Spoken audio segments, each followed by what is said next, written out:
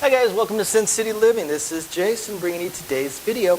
And today I want to answer an email. We have not gotten an email in no, not gonna say months, but weeks, possibly longer. So really excited to answer this one. This one comes from Kevin L. And he's asking about strategies. Now this is gonna be probably a shorter video than normal because I did skim through it a little bit, and it's gonna be fairly easy to answer, although sorry, Kevin, we're probably not going to be able to answer it to a way that is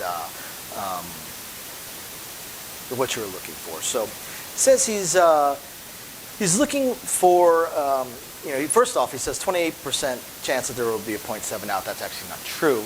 You have a 1 in 6 chance of a 7 as immediately following establishing the point. 1 in 6, so that's what, 17 and change percent? 17 and low change percent. So it's not greater than a 1 in 4 chance. It's a 1 in 6 chance. And a 50% chance that the shooter won't throw more, it says shoot, but assuming a shooter, that the shooter won't throw more than 4 times. That is true. Approximately 50% chance. That is absolutely true. So he's hoping to be able to design a strategy that, isn't a power press, now looking as he puts it, to break the casino, but that approaches the 3 phases of the roll slightly differently, so that, the ultimate goal being after 10 shooters able to show profit and enjoy playing. So the way he puts it, the first phase is the small rolls, 0 to 4 rolls, and the goal is to survive an early 7 and attempt to make enough by the 4th roll to recoup the initial bet. You got to pick one or the other. You have to pick one or the other. Sure, there are bets that you can do, such as, say, the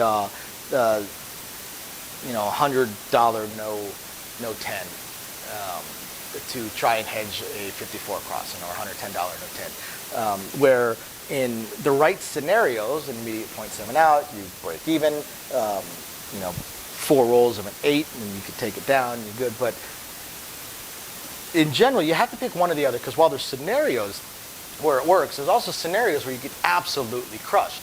You do a hedge, that number rolls, you lost that. Then a 7 out comes, you lost 3 times as much as you would have lost just having your place bet. So you can do 54 cross, 7 out comes, you lose $54. You do a $110 no 10, and then 54 cross, or even just 44 downtown, and you get a winner 10, you lost 110 there, or not a winner 10, but you get it down behind the 10, and then an immediate 7 out. Now you lost $154 instead of minus your vig. Instead of just $54. There is no way to do both. It's just not going to work.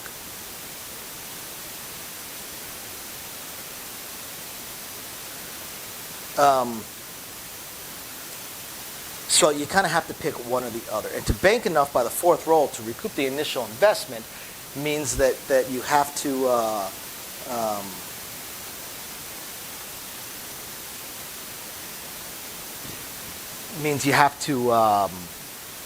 be pressing a little bit, which means the 2nd, 3rd rolls you're probably not going to make much. Excuse me, hold on just 1 second. Got a text that just cuts right in the middle of the email.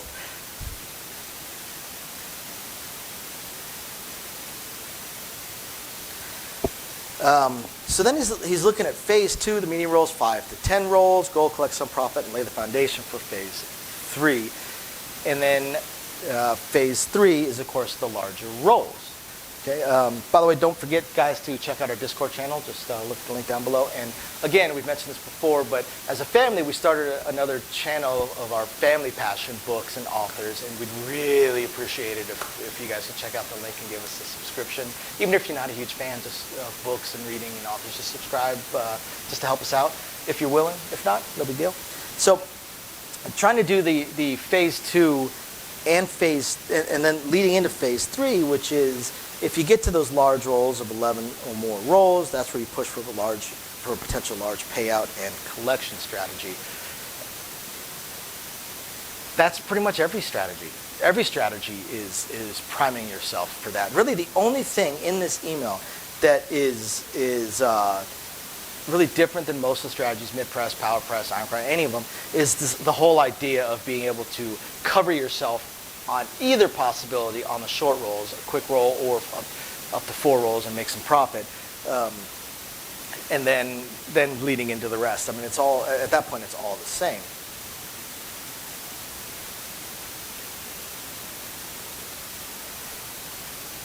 Now, the final part of the email is this little side note. He says, a lot of strategies show how to press and bet more, but they don't approach but fail to approach a collection method. That's actually not true.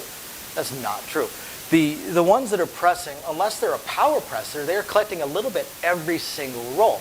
And how much you collect goes up astronomically fairly quickly if a number repeats itself a few times. The power press is the one that doesn't collect much, if anything, until table max. But that's the collection point, table max. The idea is to bum rush the table max. So there's always a collection point for every strategy. Every strategy has a point where it is collecting on its bets.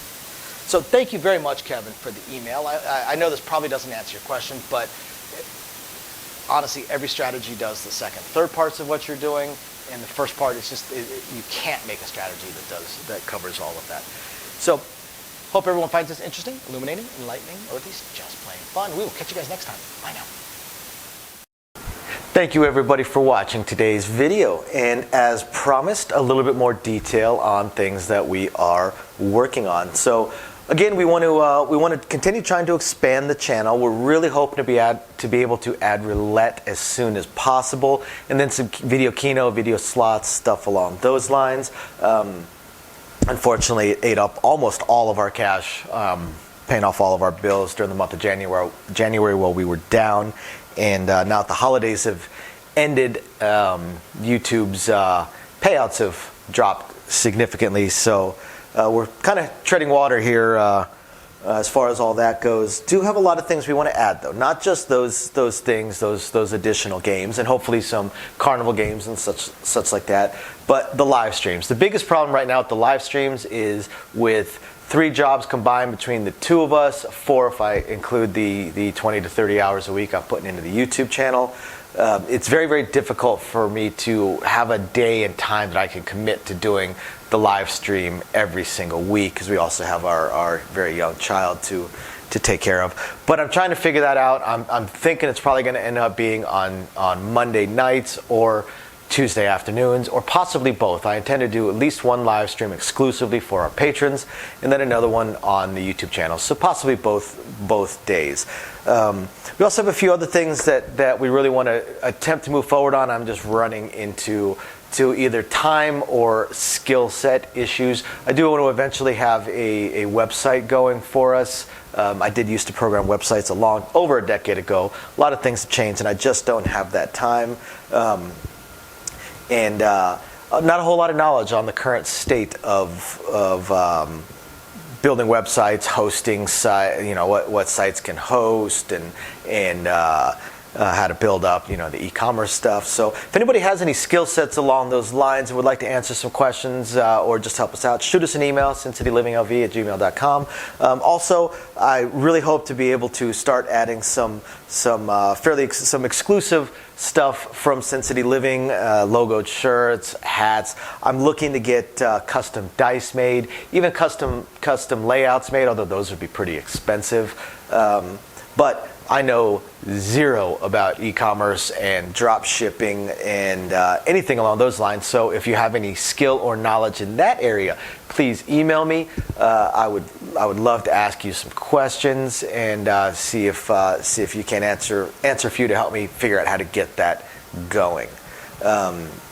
Same thing with designing our logos. I had some logos designed, very, very small logos, unfortunately, not big enough to blow up to put on t-shirts and stuff like that. And again, I know I know nothing about logo design, graphic design, any kind of websites that could do it. I literally know nothing. So if you have any skill or knowledge in that area also, please email me, and you're willing to answer some questions, please email me and let me know. I'll admit I don't even know where to start as far as asking some questions, but I'm sure I'll ask a few, and that'll trigger a few more, so on and so forth. So yeah, there's that, and of course we do hope to continue to improve our AV setup, but I am an AV moron, so Also right there, if you have any skill sets or knowledge in that area, please email me and are willing to answer some questions. Please email me and let me know. We would love to help. Otherwise, again, thank you everybody for watching, and we're very excited to continue bringing you our videos. Bye now.